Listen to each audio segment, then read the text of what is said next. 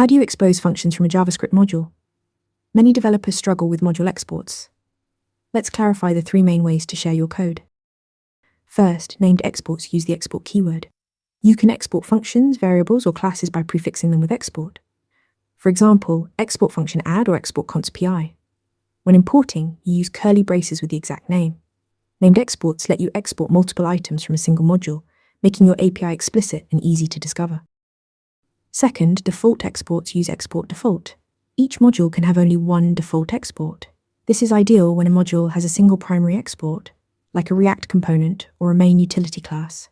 When importing, you can choose any name without curly braces. Use default exports for the main thing a module provides. What's the difference? Named exports require exact names and curly braces when importing. You can have many per module. Default exports let you pick any import name, no curly braces needed, but you get only one per module.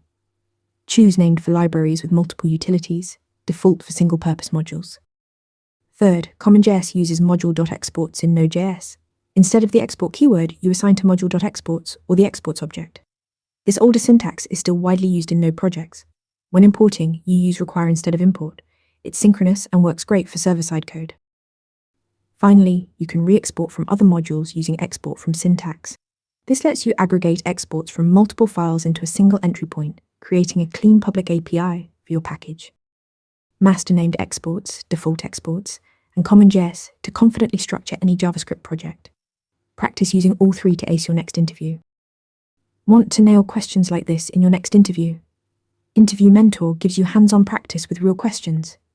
Every answer gets a grade with specific, personalized feedback.